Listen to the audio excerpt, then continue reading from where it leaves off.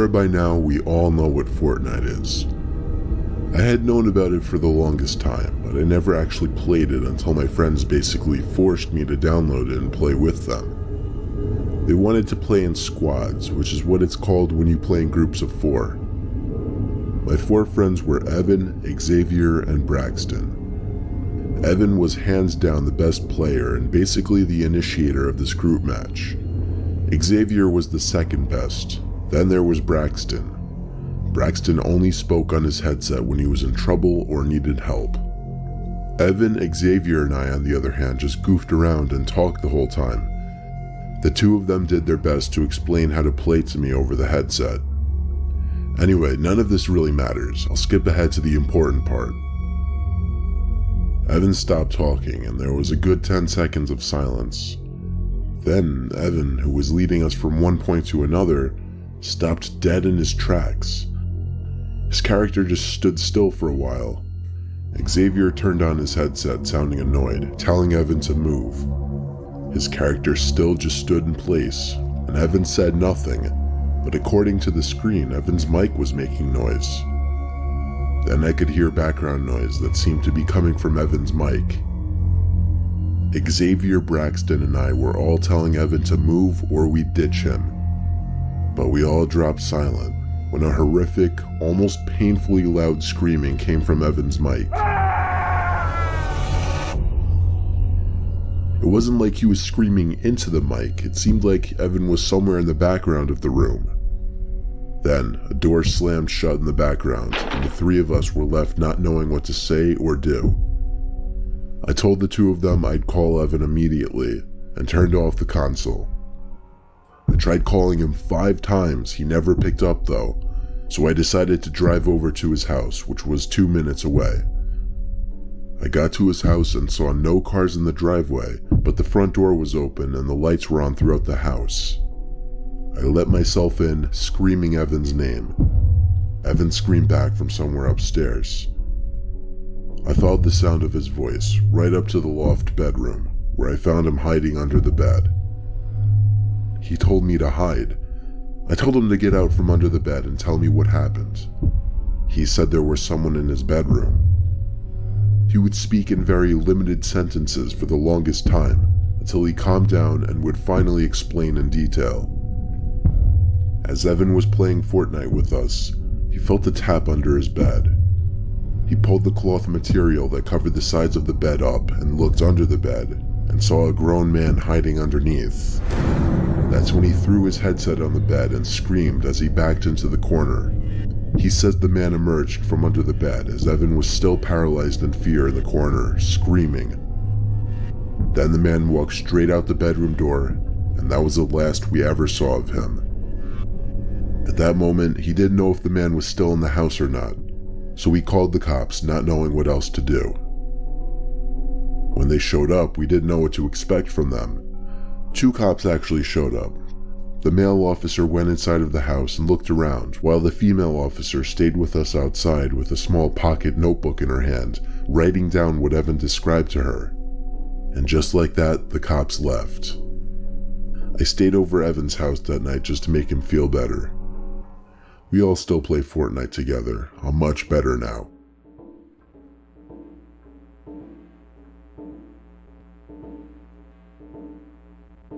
I've never been a huge Fortnite person, but all my friends have been for a while. I always feel like I'm being left out when they're saying to jump on Fortnite and such. Yeah, I've played the game a few times and I get the gist of the gameplay and whatnot. I'm just not good at the game. So one Monday night, I hopped on the game and played alone just to practice. I did that over and over and over, until I started actually getting pretty decent at the game. Then I started to play the game with other players, not my friends, just random people online. I played a game of duos, meaning with one other person on my team. His gamer tag was BobRocket16 or something like that, with a few extra C's and E's or whatever. I didn't write it down. We lost the game, think we ranked like number 20. After the game was over, I got a personal message from the guy, saying he thought I was really good and that we should play again. It was weird because really I didn't play too well at all that game.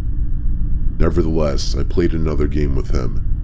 This time he turned on his microphone and was trying to talk to me. I don't have a gaming microphone, so I couldn't talk back. I could only hear him through the TV speakers. Based on his tone and what he was saying, he seemed to be getting annoyed that I wasn't talking to him. I heard him say things like, "Put your mic on and stop being a faggot." Any thought of this guy being cool was gone at this point, and I thought he was just a straight up douche. I was gonna finish the game, but after that was it with this guy. He kept saying stuff, most of it incoherent simply because of my distance to the TV and the noise of the actual game itself. But then I heard him say my name. Not just my first name, my full name. When I heard this, I panicked and thought to myself, wait, is my real name displayed on my profile? But I realized no, it couldn't be. The guy kept saying things over the mic, but I wasn't listening at this point. I went over to the console and turned it off in a panic. Just knowing that the sound of the guy's voice was gone now made me sigh in relief. I texted my friends and told them about it. They all seemed to think it was funny, typing their LOLs and LMAOs and whatnot. I put my phone down on the desk as I went on my laptop.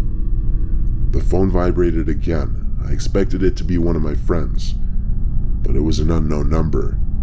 The message was hi, and then my full name. I typed back, "Who is this?" The typing bubbles with the 3 dots came up for the longest time. I waited anxiously to see what this person was going to say. The message was, "Is this your address?" and then my actual address.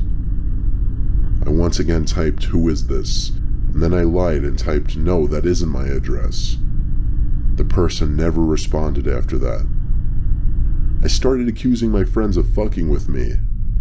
They all swore they had nothing to do with it though. Low-key, I didn't believe them, but I didn't bother feeding into it. I figured if it is them, the more reaction I give, the more kicks they get out of it. I went to bed ignoring my friends.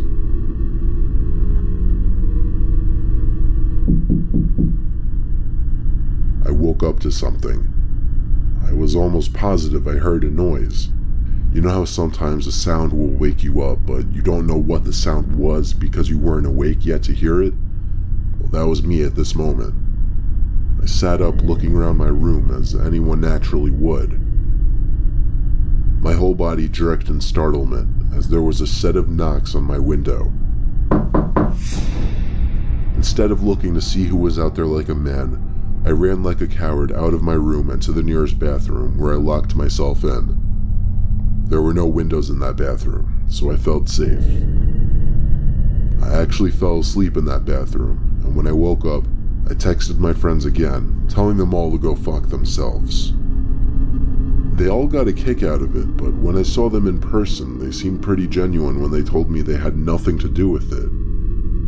To this day, I really don't know if my friends were pranking me, or if that guy who I was playing Fortnite with actually somehow got my information and came to my house.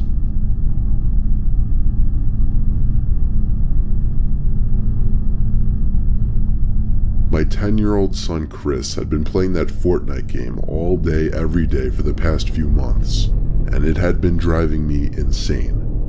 I would scream at him to go out once in a while. Instead, all I heard was that sound of that bus honking its horn every 10 minutes and constant gunshots coming from his room.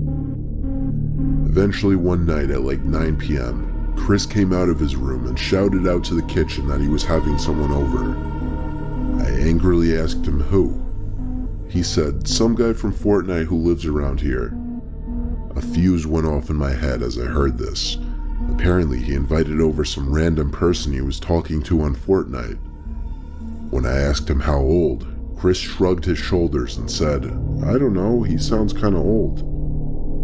I started to freak out, knowing some random stranger who was probably well older than my 10-year-old son was coming to my house. I locked all the doors and turned on all the porch lights. I told Chris to just keep playing his game in his room and not to talk to anyone else. I waited around by the windows until a car pulled up in front of my house. It stopped and the headlights turned off. The door opened, someone came out, and started walking up the pathway to my front door. I felt like my heart dropped into my stomach when I saw some middle-aged man, probably 40, mildly overweight, step into the light and then up the stairs to the front door. He rang the bell 3 times. I ignored it. Then he started pounding on the door for a bit. I ignored that as well. He walked down the stoop, looking up through the windows as he walked down the pathway. I made sure he couldn't see me. I thought for sure he'd go to his car and leave, but he went around to the side of my house, out of sight from the windows. He was actually going to my back door. I heard from around back the door being nudged, as he clearly tried to open it. I stayed put where I was. There were no other entry points to the house, so once he gave up, he would surely leave. When the noises from the back door stopped, I waited for 5 minutes in the kitchen, until I thought it was time to check. I wanted to hopefully get a look outside, so I shut the lights and lifted the blinds in the kitchen. There was the man's face, 2 inches from the glass, as he looked into the kitchen, or rather, he now looked at me. I screamed with a shake in my yell that I was calling the cops. I think that scared him off because he walked away, and I watched as he got in his car and left. I didn't call the cops though. Instead, I marched right to Chris's room and scolded him. I grounded him for 2 weeks for endangering not only the household, but himself. That meant no video games for 2 weeks, and after the 2 weeks, he would have to go 2 months without access to his wireless headset. Now that the 2 weeks are up, he's back on the game. I get sick to my stomach thinking about what would have happened if I wasn't home.